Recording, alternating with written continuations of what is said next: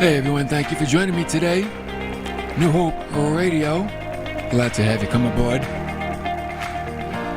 Hey, we got a good topic for you. We kind of began this topic last week. We got into part one of it. Anyway, turn that down a little bit. We started talking about souped-up Christians. And we're going to continue with that thought, but then Friday we had a program with Nick Costello. And Nick is coming Saturday, May 21st, right here to New Hope Christian Church in Swansea, Mass. And he's going to do a seminar entitled Stop Suicide. And sadly, that seems to be an epidemic today, doesn't it? Oh, man. Even with young people. And we recorded that program last week, and you can find it at the Hope Club Podcast, episode 343. If you want to listen a little bit more, maybe again, or if you haven't heard it yet, episode 343 at the Hope Club Podcast, interview with Nick Costello, who will be here at New Hope May 21st for a 2-hour seminar entitled Stop Suicide.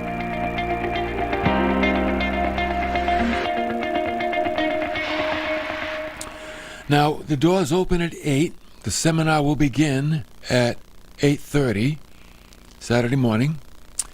And it's a $25 entrance fee, but you do get a workbook as well. And you can come and you can pay at the door also. I'll tell you what, it's going to be a good investment. Nick's going to talk about the signs to look for. He's even going to talk about how to overcome the grief. If you've been affected by a loved one or a family member, a friend that took their life, there's a way you can overcome that grief. And so he'll be covering all of those topics. 2-hour seminar, 2.5 hours probably, with a break in between.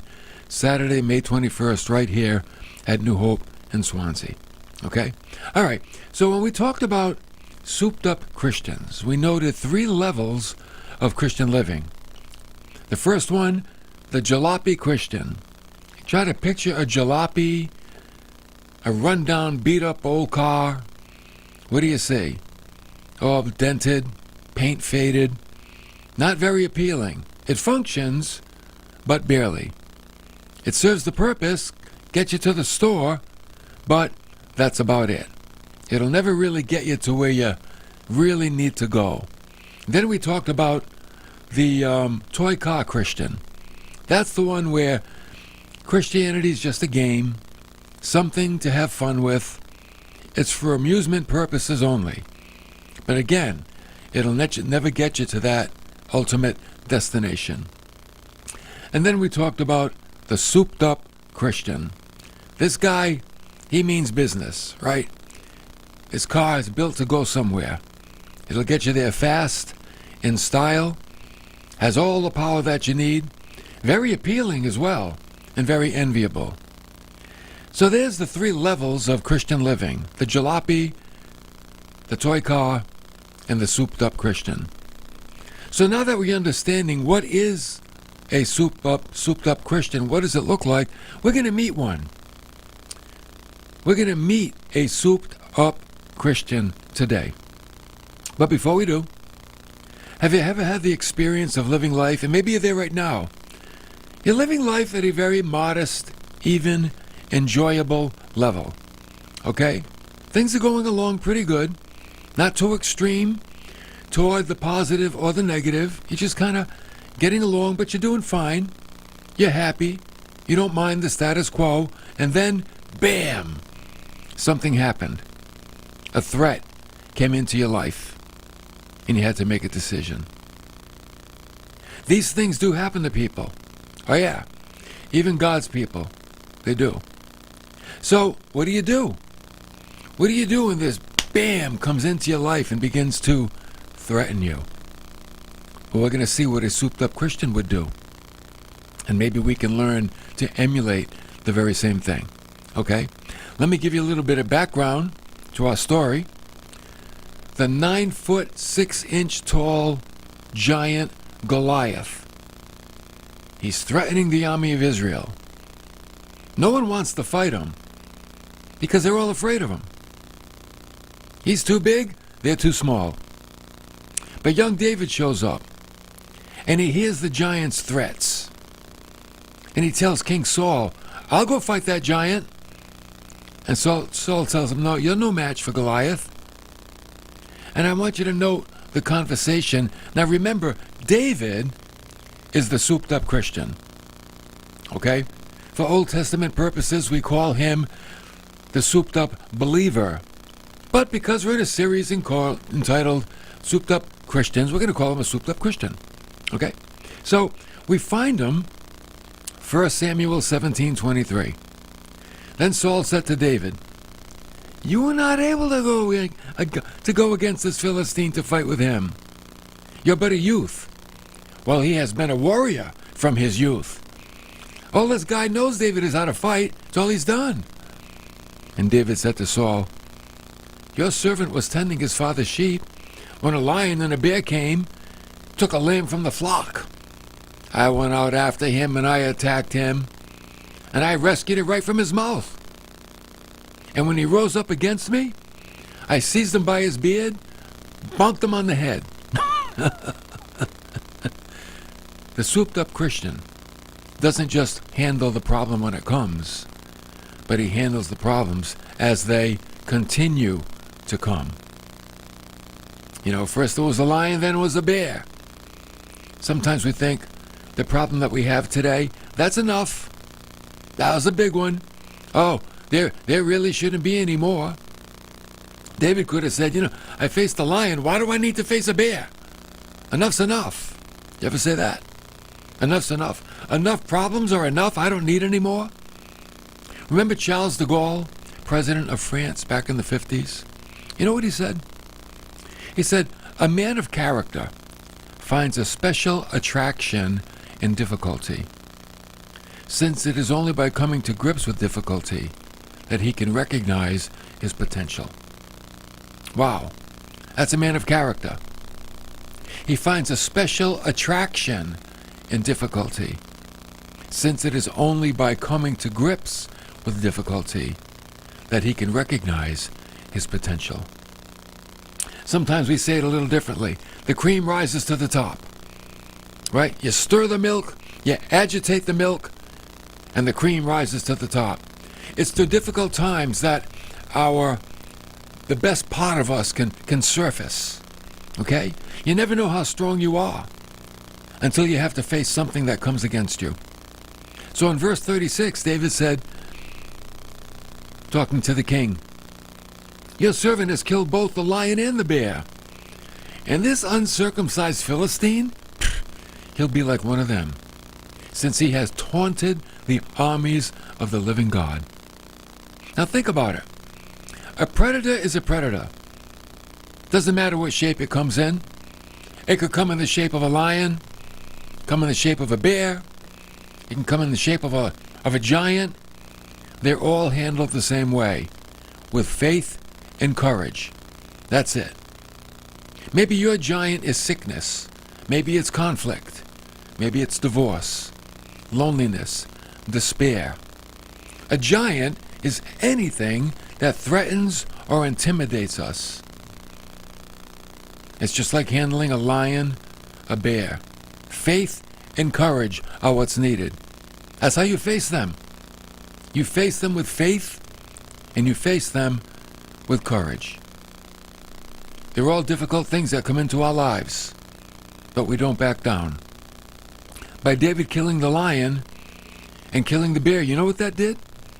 It increased his courage to face the giant. Oh, I like that.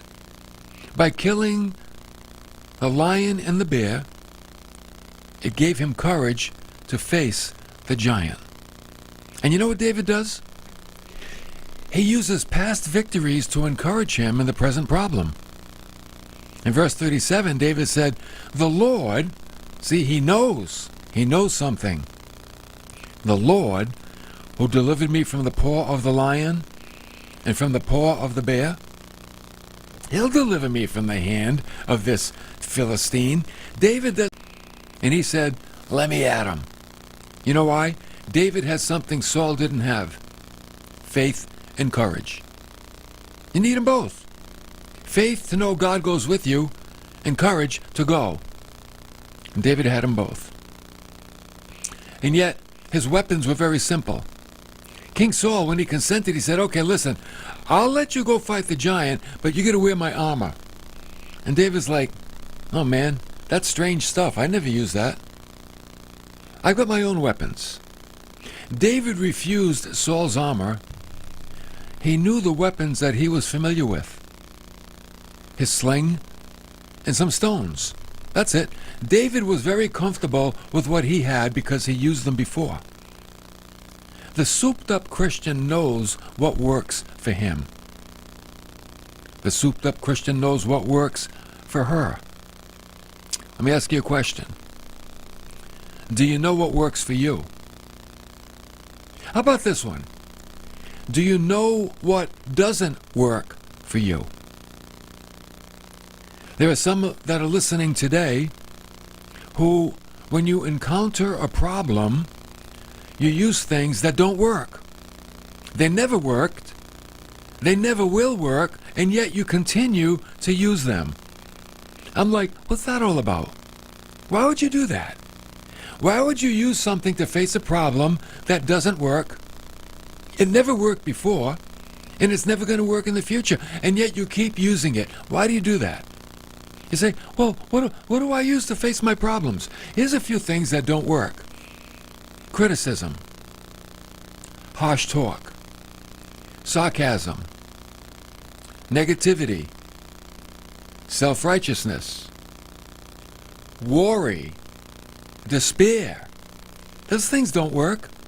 And yet we seem to utilize those things every time we face a giant, a problem. Why do we do that? You know they don't work, but you continue to use them. And then you wonder why you never get the victory. Why can't I get the victory over this thing? You have to use what you know works for you. For David, it was a simple sling and some stones. He knew it worked for him because he used it in the past. And he was very good with what he had. For you, what works for you, you'll have to find out. But it's probably the opposite of what you've been using. I can give you a few hints. I can give you a few things. How about the promises of God? How about abiding in the resources of divine scripture? How about praying about it? How about not going to people but going to the Lord? Things like that.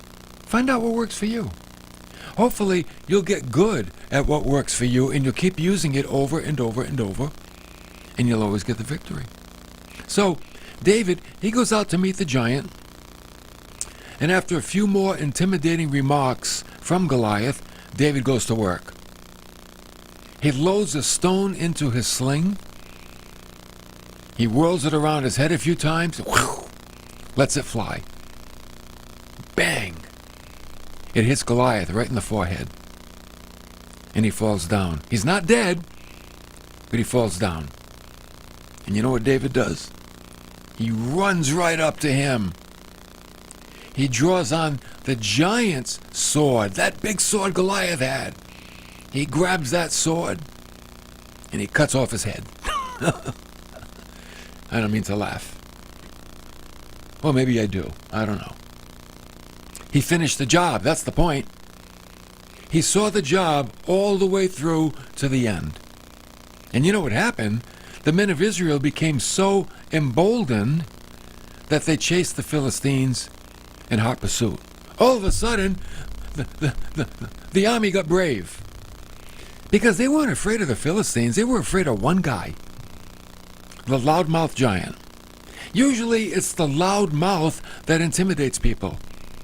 It's the mouth. What you got to do, you got to stop the mouth. Intimidation will go away. That's what David did. He stopped the mouth of the giant, and everybody got emboldened. And they chased those Philistines. And all of this happened because of one souped-up Christian. Just one. One guy. Changed the whole thing. So, what can we learn from this souped-up Christian? Because it's, when we study the Bible, we want to learn something, right? And we just don't want head knowledge. We want applied knowledge. We want something that we can use in our own life. Because we want victories too. Oh yeah, we want victories. So here are some things that we can learn from this story. Number one, as easygoing as your life might be, problems will come in. They will. But wait. After one problem will come another one. And another one. And another one. See, don't think, well, the Christian life is a life without problems. No. The Christian life is a life with resources. With divine resources. And God has made them available to me to help me with my problems. God's not in the business of removing our problems, but He's in the business of shaping us and molding us through our problems. That's what we have to understand. And I think sometimes people are getting the wrong message. They're getting the message that God will remove the problem, and if He doesn't, it's your fault because you don't have enough faith. I say no. God will bring you through it if you have the faith and the courage to do it. That's the key. God will use a problem not to give you a way of escape, but to make you like Christ. Isn't that the goal? That we would become Christ-like. I believe that's the goal of our Christian life. Okay? So problems will come into your life. Number two, they will come in one after another, because God is always working and always shaping. Thirdly, eventually, the giant will come. The big one. The big mama of all the problems. The giant himself. And you know what that giant will do? Fourthly, he will strike fear into the heart of the average person. Fear. See, you know what giants do? They intimidate. That's all. Because they look so big. But they make a lot of noise. They look big. They look like they're looming, right? Giants kind of loom over us. But they go down just as easy as anything else. We saw it with David. A stone? What? He hit him in the head with a stone, took him down. Then he finished the job. So, when you see a giant come into your life, remember his number one tactic. Fear. It's not to destroy you. It's to make you afraid. He strikes fear into the heart of the average person, but he doesn't strike fear into the heart of the souped-up Christian. That's why, what do I want to be? Do I want to be a jalopy, a toy car, or souped up? Which one? The souped-up Christian will not fear when the giant comes on the horizon. Fifthly, a souped-up Christian's smaller past victories give encouragement for the present problem. Sometimes we need to reflect back at the victories that we had in the past. And you've had some. So say, hey, God gave me victories then. He's going to give me victories today too. I'm going to go forward in faith and courage. And I'm going to get another victory. That's what I'm going to do. I'm going to get another victory. God's going to line them up for you. He's going to line up those victories, and He's going to give you more and more and more. But what do you need? Faith and courage. Okay? And then number 6, don't use what doesn't work. Use what works. Use what works in your life. There are negative approaches that we can have to these giants, and if they don't work, don't use them. But what are the positive things? What are the things that you did in the past that gave you the victory? What were the divine...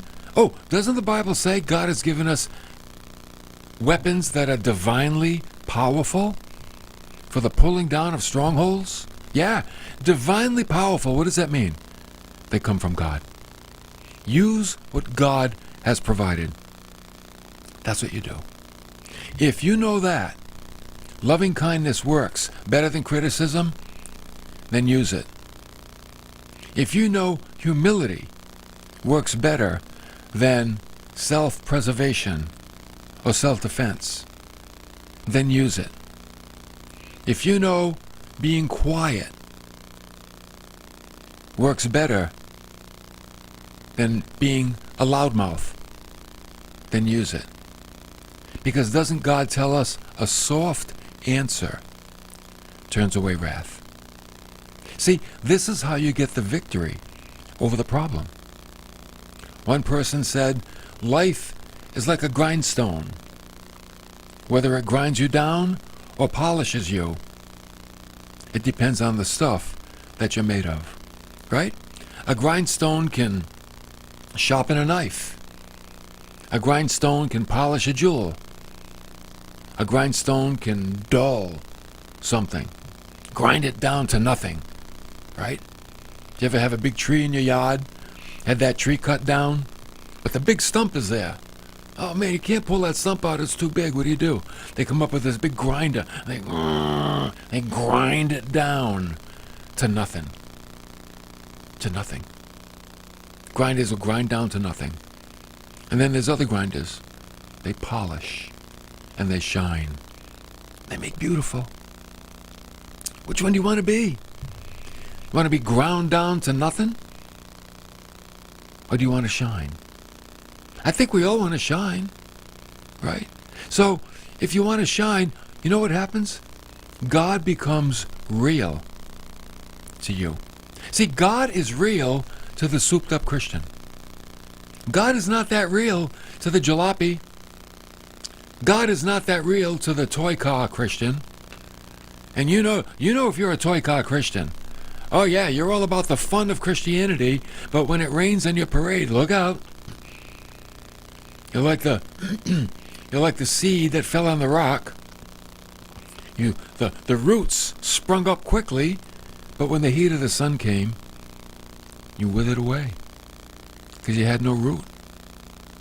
Christianity is not an amusement. It's not an entertainment. It's a spiritual journey that's going through a spiritual battlefield. That's what Christianity is. And Christianity takes faith. And it takes courage. And if you don't work on developing those two things, you're going to become a casualty. But if you do, you will become victorious. Because you'll be a souped-up Christian. So ask yourself, how real is God to me? Oh, that's the question. How real is God to me? He's very real, I hope. Next time we're together, we're going to take a look at a principle. Perfect pitch, perfect will. What does that mean? Perfect pitch, perfect will. We're going to see what that means. How, like when an instrument has a perfect pitch, makes a beautiful song. But if it's out of tune, if it's out of tune, it sounds like my cello playing. But anyway, listen, join me tomorrow for that. Don't forget, Saturday, May 21st, 2022, coming up this week. Join us for a seminar entitled Stop Suicide with Nick Costello. Doors open at 8. Seminar begins at 8:30. It'll go to about 11, maybe 11:30 if there's some Q&A. A break, refreshments in between.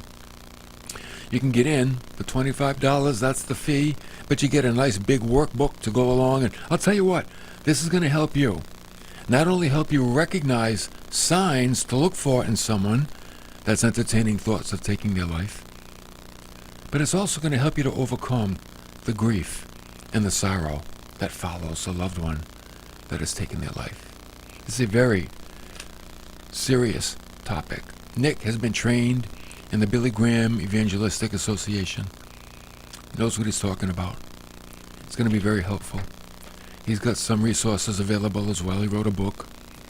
And come on out. And if you want to hear the interview that I had with him last week, the Hope Club podcast episode 343. So go to the Hope Club podcast. You can find it anywhere podcasts are found. You can type it in online. You can find it on our website, newhopecc.tv. Episode 343. Okay? Listen to the interview. You'll get some highlights on what's going to happen at the seminar May 21st right here. New Hope Christian Church, Route 6, Swansea, Massachusetts.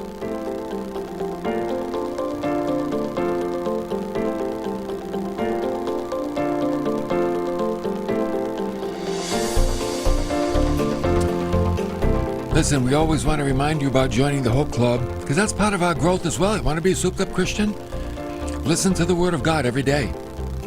Get a devotional in your email box. Support New Hope Radio with $3 a week. We'll send you that devotional every day. Go to newhoperadio.live. Click the little menu bar. It'll tell you all about the Hope Club.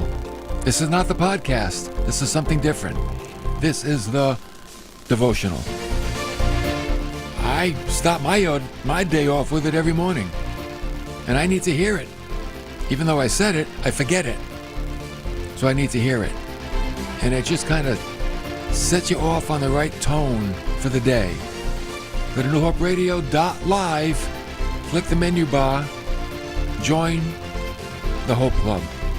And we can kind of work together and help each other out, okay? Thank you for coming along today. Be a souped-up Christian. Come on now, build that faith, build that courage, go forward, face those giants.